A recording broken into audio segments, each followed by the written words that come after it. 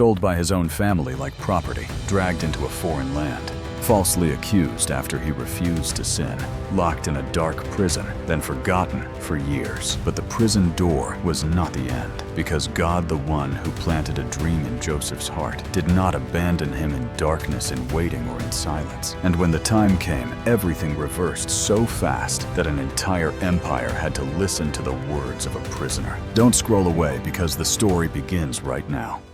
In the land of Canaan, Jacob had 12 sons. Among them was one he loved more than all the others, Joseph, the son of Rachel. Joseph was 17, young, bright, and not yet wise enough to understand that light inside a family full of fractures can become a blade. Jacob did not hide his favoritism. He gave Joseph a special robe, striking and beautiful against the dusty browns of shepherd life. It was a declaration, and his brothers understood it at once preference. The eyes that followed that robe were not mere jealousy, they were a swelling, smoldering wave. Scripture says, "And they hated him, and could not speak peaceably unto him." Genesis 37:4. Then the dreams came without warning, like an unseen hand, placing a key inside his heart. Joseph dreamed that his brother's sheaves bowed down to his own. In the morning he told them with innocence. One brother laughed dry and sharp. Another brother flung a bundle of straw to the ground and scoffed. "Do you really think you'll rule over us?" Joseph blinked, confused, but he still spoke the truth. "I'm only telling what I saw." The second dream was bolder still. The sun, the moon, and 11 stars bowed down to him. Jacob rebuked him, yet quietly kept it in mind. The brothers remembered it differently. They stored it as hatred. One day, the brothers took the flock far away. Jacob felt uneasy and sent Joseph to check on them. Joseph put on his robe and walked alone across dry grasslands, through wind-filled valleys, searching for the trail of the sheep. He did not know he was walking straight into the darkest point of a hatred that had been gathering for years. From a distance, his brothers saw the robe, and the robe felt like an insult. They seized him, stripped him, and threw him into a pit. Then, at the mouth of the pit, they sat down to eat, as if they could not hear their brothers' cries. Soon a caravan of merchants passed by. Judah lifted his eyes and spoke a sentence that cut through blood ties like a knife sellen. Joseph was pulled up from the pit, not to be rescued, but to be priced. 20 pieces of silver, a human being, one dream. When the caravan disappeared into the distant road, dust covered Joseph's shadow like a burial cloth. He turned his head, trying to look back one last time toward home, but he saw only sun and wind. At home, Jacob received the robe stained with blood. He collapsed. A father's grief is not always loud. Sometimes it is the kind that makes a man grow old in a single afternoon. For many days, that tent was no longer a home. It was a place that held sobs swallowed down into the chest. Meanwhile, Joseph was taken down into Egypt through lands of unfamiliar smells, unfamiliar sounds, unfamiliar gods. From a beloved son, he became a slave in Potiphar's house. Yet something strange happened. The more he was pressed down, the more Joseph shone. He worked, kept his heart upright, as if there were still a thread inside him that reached back to heaven. That thread was not imagination. Scripture records, "And the Lord was with Joseph." Genesis 39:2. Potiphar gradually entrusted his entire household to Joseph. But wherever blessing appears, testing often follows. Potiphar's wife fixed her eyes on him. One day she blocked his way, her voice a command, "With me." Joseph stepped back, not because he feared a woman, but because he feared God. He answered slowly, firmly, "How then can I do this great wickedness and sin against God?" Genesis 39:9. She refused to accept his refusal.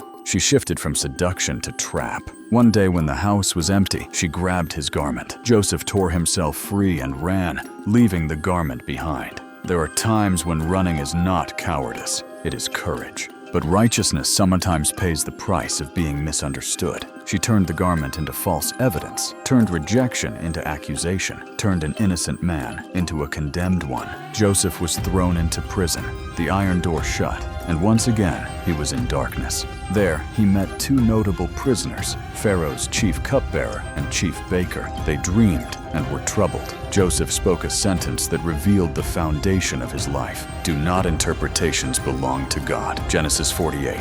He interpreted their dreams. Everything happened exactly as he said, and the cupbearer was restored to his position. But those who are rescued often forget the ones left behind. Scripture says, "Yet did not the chief butler remember Joseph, but forgot him." Genesis 40:23. Years passed like black water, slipping through cracks in stone. Joseph lived in the breath of a man forgotten, yet he did not let being forgotten turn him faithless. Then Pharaoh dreamed. No one could interpret it. The cupbearer suddenly remembered the Hebrew man in prison. Joseph was pulled up from the pit once more, shaved, given clean clothes, and brought before the throne. Pharaoh looked at him as one who held power over life and death. "I have heard say of thee that thou canst understand a dream to interpret it." Joseph did not take credit. He answered clearly and humbly, "It is not in me. God shall give Pharaoh an answer of peace." Genesis 41:16.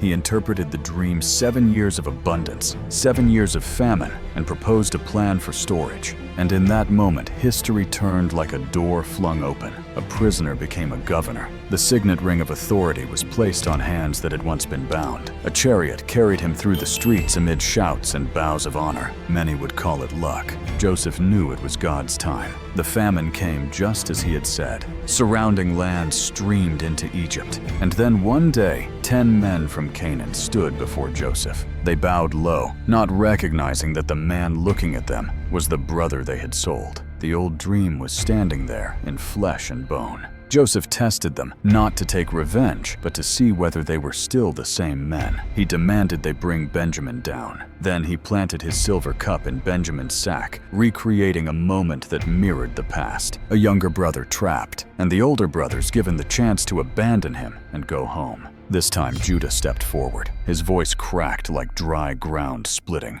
"Let me remain instead of the child." Joseph could not endure it any longer. He sent everyone out then, wept like a man who had held back tears for far too long. He spoke in their mother tongue, trembling yet gentle. "I am Joseph."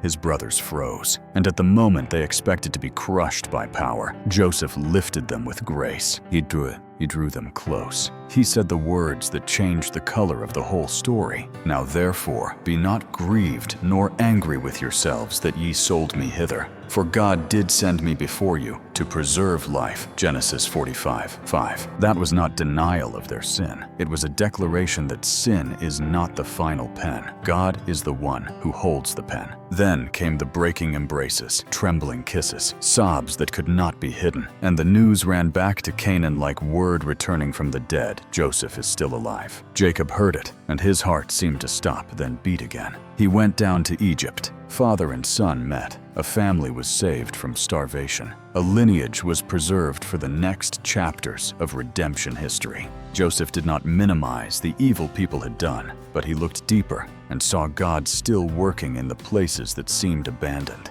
He forgave not because they deserved it, but because he had been kept through every unfair season. There are pits without sand or soil, only the feeling of betrayal. There are prisons without iron bars, only long seasons of being misunderstood and forgotten. People can take your reputation, your opportunities, even in your youth, but they cannot take the presence of God from you unless you let go yourself. What Joseph guarded was not only a dream, but a heart faithful when no one applauded upright, when it cost him, and still tender enough to forgive when he had every right to strike back. If this story touched your heart, please like, share, and subscribe, and comment the Bible character you want to hear next.